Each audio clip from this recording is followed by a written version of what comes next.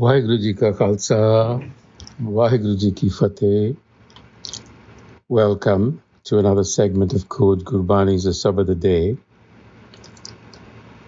We continue with our recitation from Asa Mahalla Panjwa Chant Kar Satwa. This is the first of 10 sabads in this particular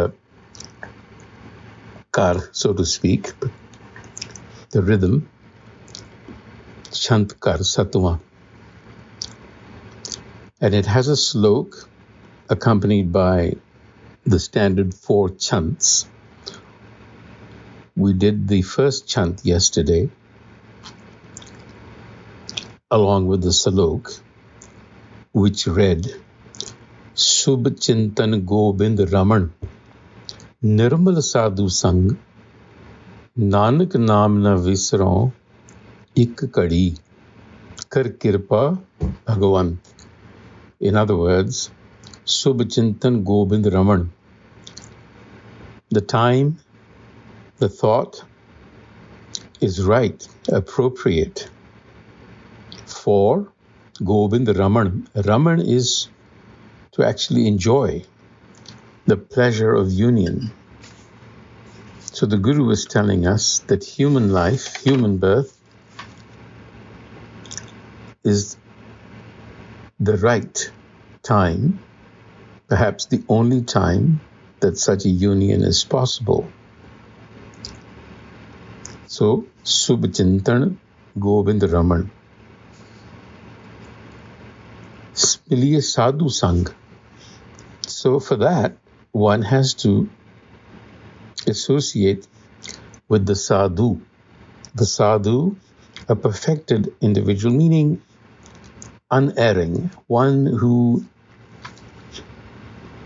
has assimilated the virtue of Guru wisdom. And in the first chant, the idea was Pinni Rendadiye Chamkan Tare Jagyan Sant Jana Mere Ram Pyare. The idea was that seekers, Sant Jana, are always awake. They're alert for the presence of the self. And in this chant, the second one, that thought continues. And the chant is as follows.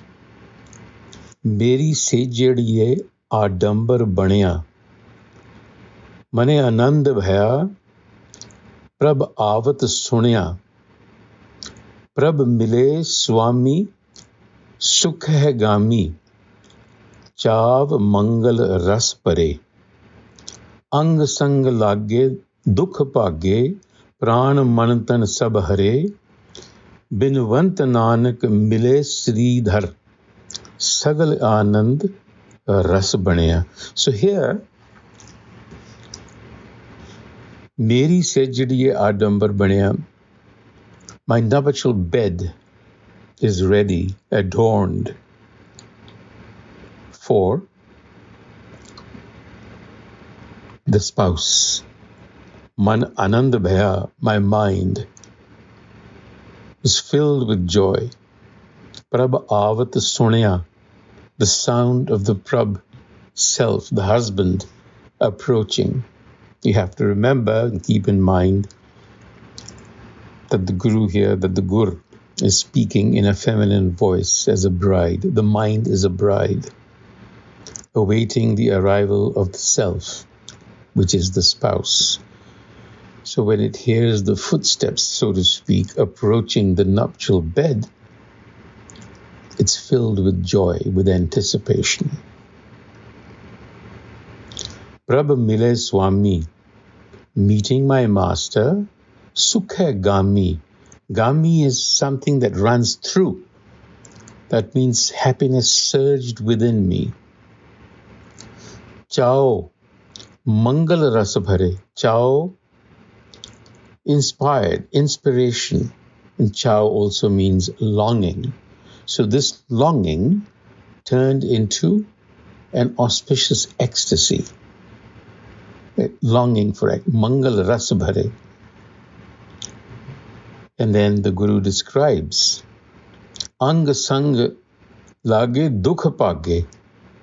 When I was enfolded in the Master's embrace, my pain dissolved. Pran Mantan Sab Hare, I was renewed. Man Ichhapai, the yearning of the mind was fulfilled. Prabhatyai, in this embrace. Sanjog Saha Subganaya, Sanjog Saha, the breaths were entwined in harmonious grace.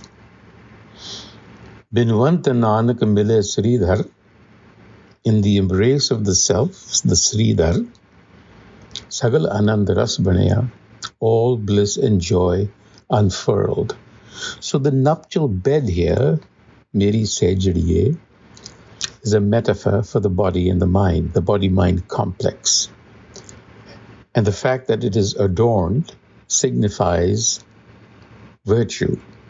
So just as a nuptial bed is considered a sacred space where the union of two bodies, souls occur, the body-mind complex is seen as the vessel through which the seeker experiences union with the divine essence within, which is being called the Prabh here. Prabh is the giver, the authority, the master, the wisdom. So the adornment of the nuptial bed symbolizes the virtues that we have to adorn, which include Satta, Santokh, Sabr, compassion, humility, righteousness.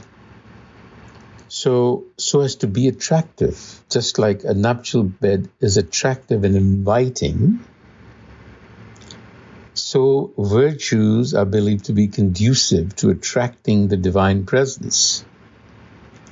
And then, of course, we saw some erotic imagery, which serves to emphasize the profound union of the soul with the divine.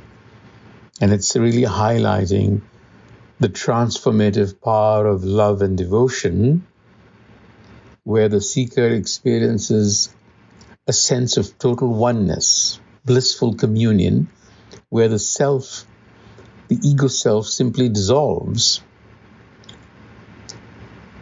But it's important to approach these metaphors with a degree of sensitivity. Their spiritual their context is spiritual. It's not meant to encourage a worldly or sensual interpretation, although this is also not meant to downplay those, but this is talking about the spiritual union. And it's used to convey the depth, because a sensual experience is also such that you lose sense of time and space, and you lose sense of the self.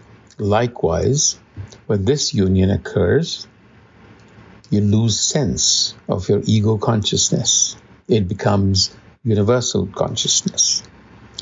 Vaheguru Ji Ka Khalsa, Vaheguru Ji Ki Fateh.